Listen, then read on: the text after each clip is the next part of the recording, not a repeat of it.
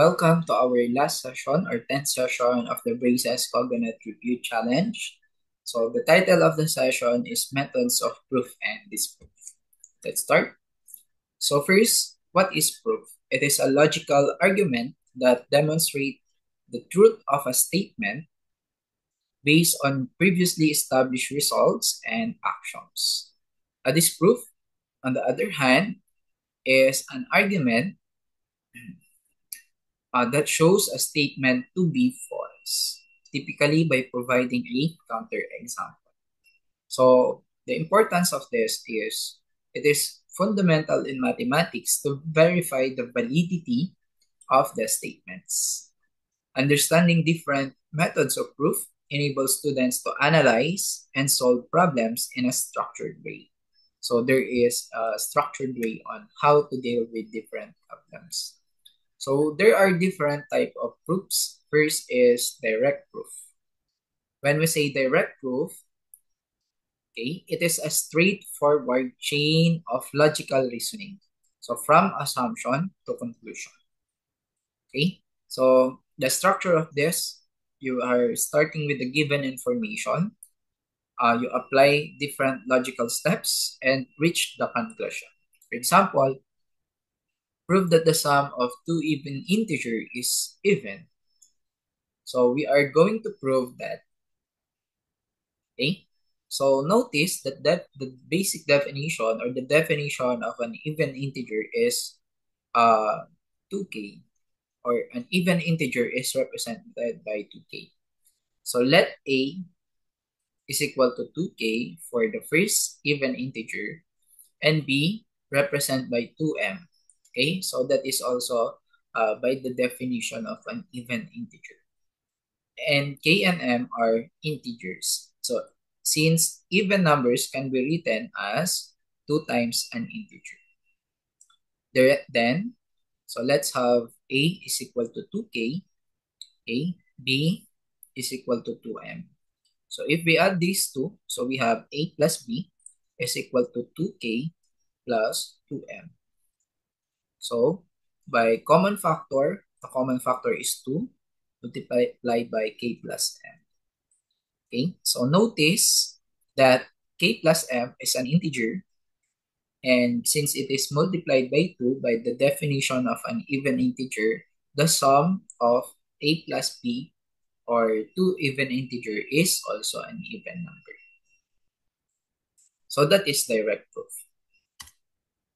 So next is the types of proofs. Second, proof by contradiction. So we assume the negation of the statement we want to prove and show that this assumption leads to a contradiction. Okay, so the structure of this is first you assume the opposite of the statement, the negation of that, derive a contradiction, and conclude that the original statement must be. Example, prove that square root of 2 is irrational. So in this case, the contrary of this is square root of 2 is rational. So then we can write square root of 2 is equal to a over b because it says here on the contrary that it is a rational and a over b is rational. No? So this is the form of a rational number where a and b are integers with no common factors. Squaring both sides, we get 2 is equal to a squared over b squared. So we have square root of 2 is equal to a over b. So if we square this both sides, so we have 2 is equal to a squared over b squared. So, or a squared is equal to 2b squared. Okay, so by cross multiplication, no, or solve in terms of a, so we have a squared is equal to 2b squared. So this implies a squared is even. So a must also be even. So let a is equal to 2k. Okay? Why? Because b squared is even integer, any integer. Since it is multiplied by 2, so therefore it is an even integer. So if 2b squared is an even integer, so we have an equality here. Therefore, a squared must be even also. Okay? So this contradicts. So then a squared is equal to 4k squared. So 2b squared is equal to 4k squared and b squared is equal to 2k squared. So this implies b is even as well. So in this case, a and b have no common factors. They do not have common factors. Therefore, square root of 2 is irrational. Okay? Next is the proof by contrapositive. So in this case, we have, instead of proving if P then Q, we will be prove the contrapositive of it. If not Q, then not P. Okay? So the structure, rewrite the statement in contrapositive form and then prove it. Okay? As an example, prove that if n squared is even, then n is even. So the contrapositive statement of this is if n is odd, then n squared is odd. Notice that our P is n squared is even. And our Q is n is even. So the contrapositive or the opposite of n squared is even is n squared is odd. And n is even is n is odd.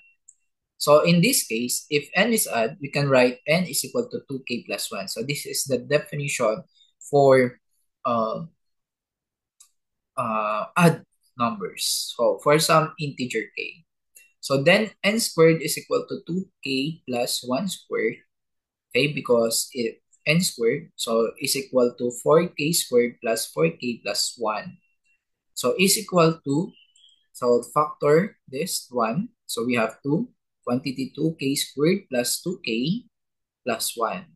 Okay, so since this is an even number and it is plus 1, so this must be odd. So therefore, if n is odd, n squared is odd.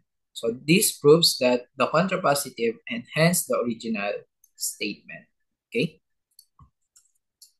Last type of proof is the proof by mathematical induction.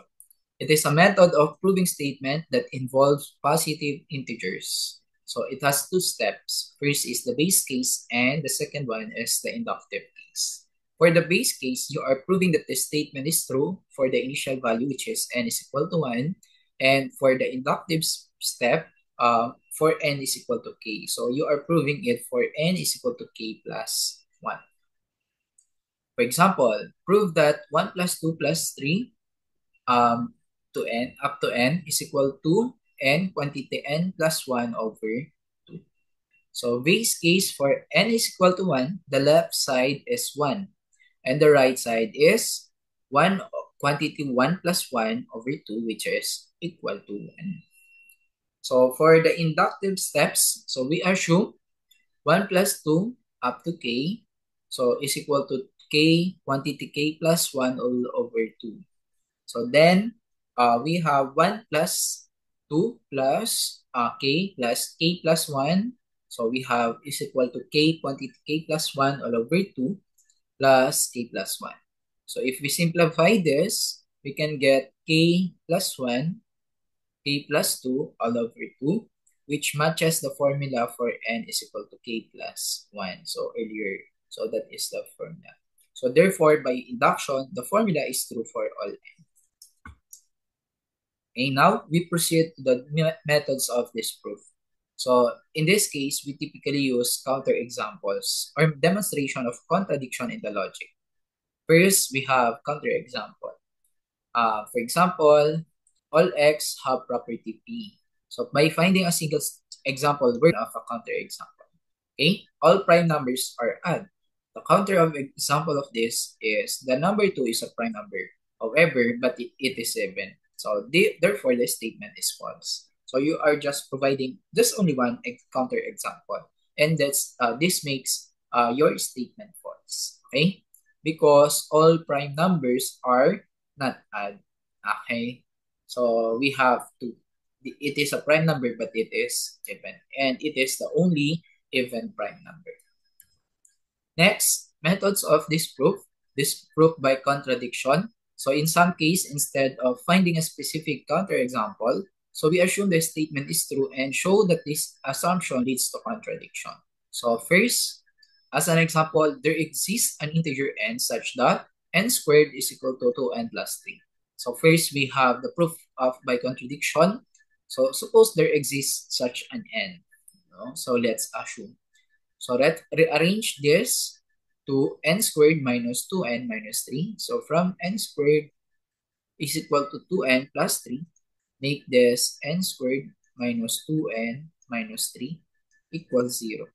And the factors of this are n minus 3, n plus 1 equals 0. So solve for the value of n. Our n is 3 and negative 1.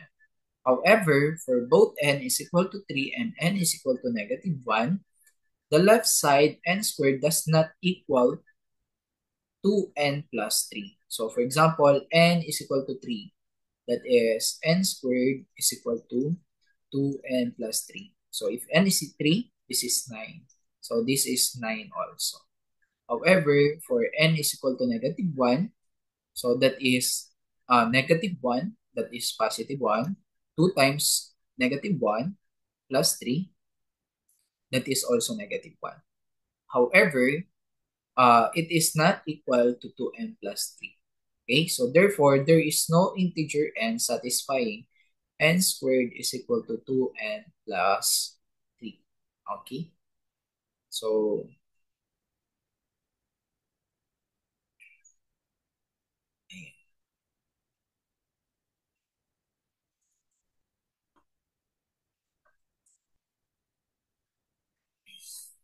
so how do we choose the right method? So we have direct proof, proof by contradiction, proof by contrapositive, and proof by induction and counterexample. You are using direct proof, it is for straightforward statements, so where you can apply definition and properties directly. For contradiction, you are assuming the opposite. Okay? For contrapositive, you are proving if P, then Q, or it must be if not Q, then not P. Okay?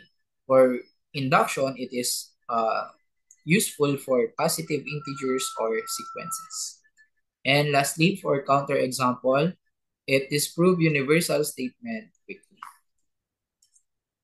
So to summary, there are different proof methods. We have direct proof, contradiction, contrapositive, and induction. For this proof, we have counterexample and proof or disproof by contradiction. So its application, it is useful for logical reasoning, problem solving, and verifying mathematical statements. Okay, so that would be all. Thank you for listening.